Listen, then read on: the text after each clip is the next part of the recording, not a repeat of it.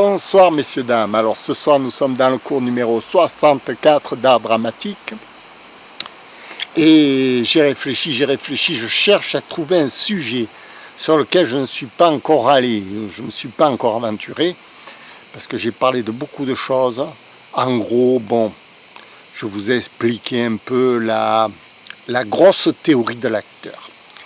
Bon, maintenant quand on va essayer d'approfondir la personnalité du personnage théâtral, quand vous avez par exemple un personnage à jouer, en particulier.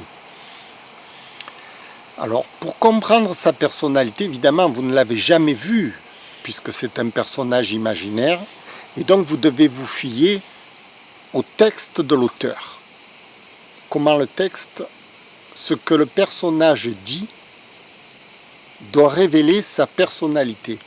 Alors c'est très difficile entre un bonjour et bonjour madame et monsieur et bonjour et ceci, à déceler la personnalité qui se cache derrière le texte.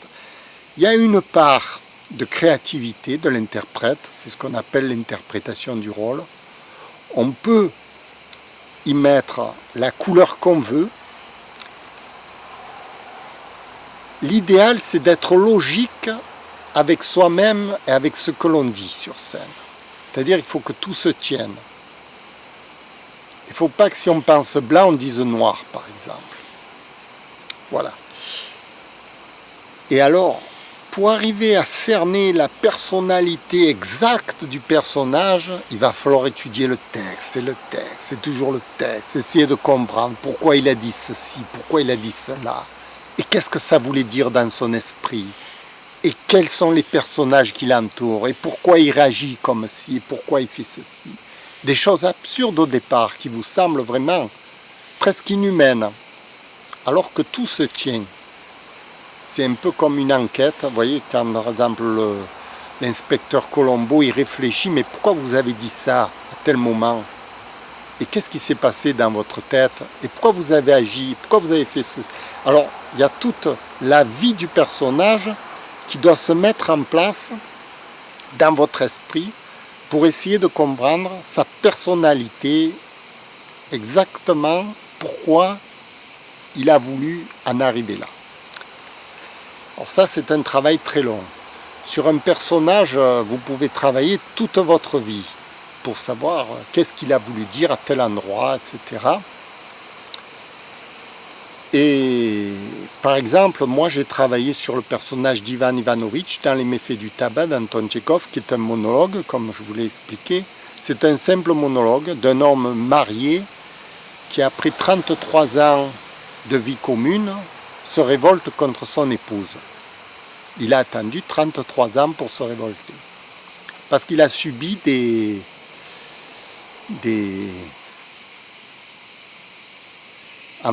humiliations toute sa vie, mais il n'osait jamais se révolter.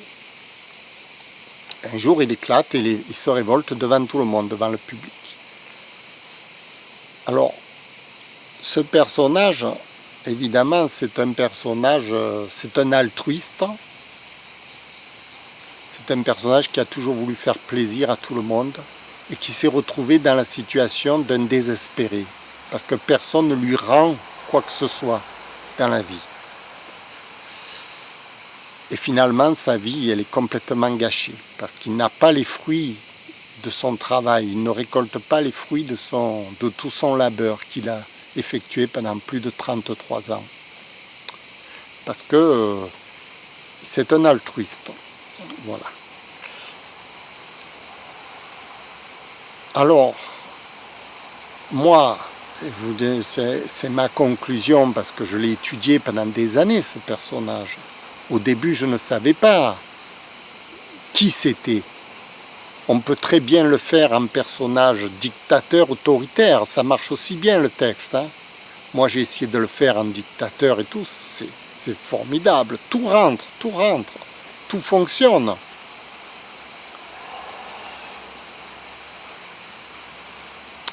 Mais après, il faut tenir compte aussi du public. C'est-à-dire, qu'est-ce que l'auteur, si vous voulez, quand vous êtes un interprète, vous jouez cette scène pour le public, et il faut que votre interprétation puisse enrichir le public qui vous écoute. Parce que si vous ne l'enrichissez pas, le public, il n'y a aucune raison de faire cette scène devant tout le monde. Il faut qu'il y ait une raison, il faut qu'il y ait quelque chose de profond à donner aux gens. Alors, pour arriver justement à donner quelque chose au public, c'est ce que je vous disais, c'est que l'acteur doit donner aux gens, pour donner comme tous les grands artistes sur scène, ils vous le disent, je donne au public. Mais qu'est-ce qu'ils donnent? On ne sait pas parce que c'est tout du vent, vous voyez, c'est de l'abstrait.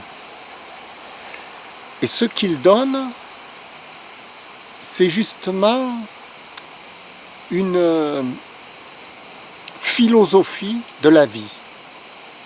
C'est une philosophie qu'ils ont intégrée et qu'ils communiquent aux gens. C'est-à-dire la philosophie, c'est par exemple quand Charles Trenet, il chantait, Charles Trenet avant lui, Maurice Chevalier, je pense à Maurice Chevalier, car Maurice Chevalier chantait son plus grand succès en Amérique et tout, etc. Vous voyez la philosophie de Maurice Chevalier, c'est qu'il est dans la merde jusqu'au cou, mais pour lui, ça lui passe jusque-là, parce que pour lui, c'est la fête.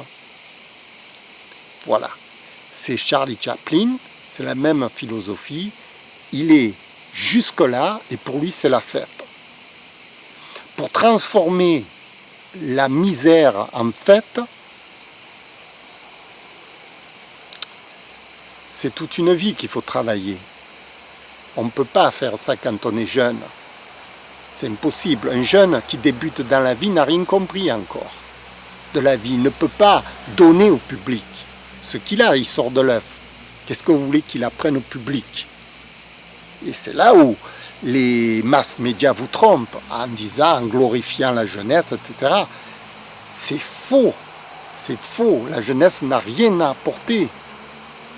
Si ce n'est le sport. Dans le sport, les médailles, tout ça. Mais je veux dire, ce n'est pas quelque chose de philosophique. Vous voyez, quand on est jeune, on n'a pas assez de maturité philosophique pour comprendre la vie, pour comprendre l'existence, pour comprendre pourquoi Ivan Ivanovic il a vécu toute sa vie, 33 ans, et comment il va faire qu'il a gâché sa vie pour transformer cette misère en réussite personnelle. Parce qu'il faut qu'il transforme ça en réussite pour le livrer au public. Parce que s'il ne le transforme pas en réussite, il va livrer une déprime. C'est pas ce que le public attend. Le public n'attend pas de quelqu'un qui se lamente. Si c'est pour avoir le supplice des lamentations, on va à l'hôpital Sainte-Marguerite, on rentre dans les chambres, on écoute les gens se lamenter.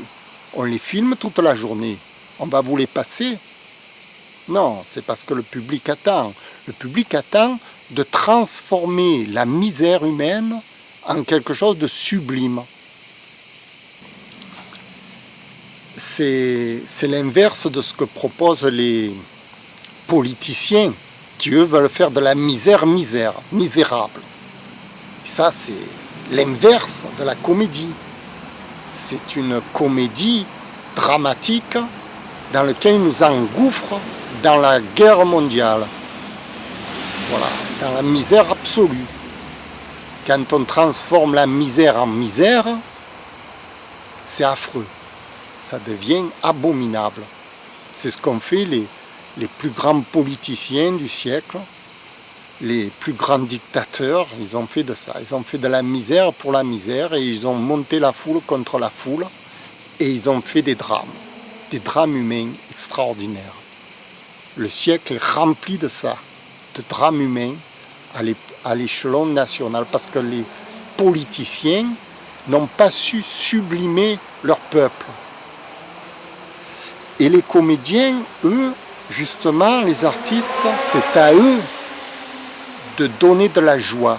Il y a de la joie, partout, il y a de la joie. Il y a de la joie. Alors que c'est un vagabond. C'est un vagabond qui n'a pas mangé à midi. Vous voyez ce que je veux dire? Da da da da da da da da da da da da da da da da. Mais pour arriver à ça, vous allez demander à un gars qui n'a pas de travail, qui n'a jamais pu être intégré dans la société, de vous dire il y a de la joie, c'est beau la vie.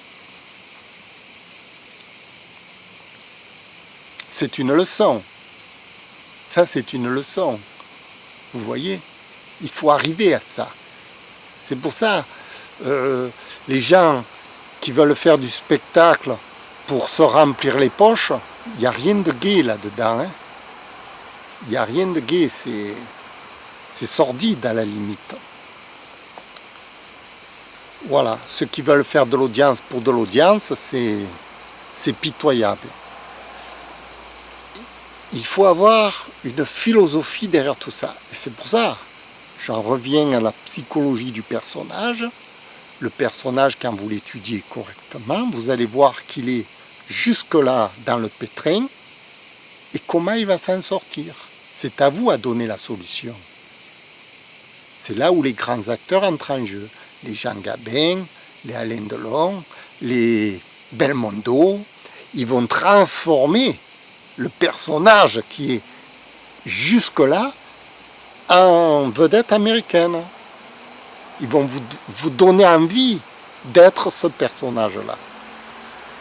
Parce qu'ils se sortent de tous leurs problèmes psychologiquement, vous voyez. Ils refusent d'adhérer à la misère humaine. Ils transforment. Voilà. C'est le but de l'être humain. Hein. C'est le but de notre vie, c'est de ça. C'est de transformer le monde qui nous entoure en un paradis.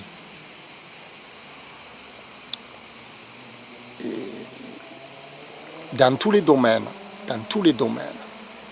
Et il ne s'agit pas de le transformer matériellement, il s'agit de le transformer mentalement. Parce que matériellement, le monde court à sa perte. C'est pas matériellement que vous transformerez le monde en paradis, vous allez l'abîmer. Tout ce que l'homme touche l'abîme sur Terre. Hein. Vous n'allez qu'à voir les plus belles plages dans le monde, c'est là où l'homme n'est jamais allé. Regardez la carte du monde, vous allez me dire où vous voulez aller, là où jamais personne n'est allé, parce que c'est les endroits les plus jolis, les plus beaux, les plus magnifiques, parce que l'homme n'y a pas touché encore. Donc l'homme transforme tout matériellement, c'est un destructeur. Il faut pas croire que la matérialité rende le monde plus beau, c'est l'inverse. Ce qui rend le monde plus beau, c'est ce qu'on en fait dans sa tête. C'est la transformation, c'est le travail, c'est l'épanouissement de soi qu'on peut atteindre qu'avec les années. C'est ce que prônent toutes les religions, tous les sages dans le monde entier, la méditation, les Bouddhas, tout ça, ils prônent la méditation, ils prônent la réflexion, ils prônent la transformation de l'esprit de façon à ce que le monde devienne beaucoup plus accessible, beaucoup plus agréable. Voilà. Et c'est ce que le comédien doit faire sur scène. Il doit transformer la scène banale en quelque chose de merveilleux. C'est pour ça que j'ai intitulé mon livre « Comment devenir un acteur extraordinaire ». Voilà. C'est transformer le banal en merveilleux. Voilà. C'était le cours du numéro 64 quand même, hein. La psychologie du personnage. Voilà. Je vous remercie de m'avoir écouté et je vous dis à demain. Au revoir.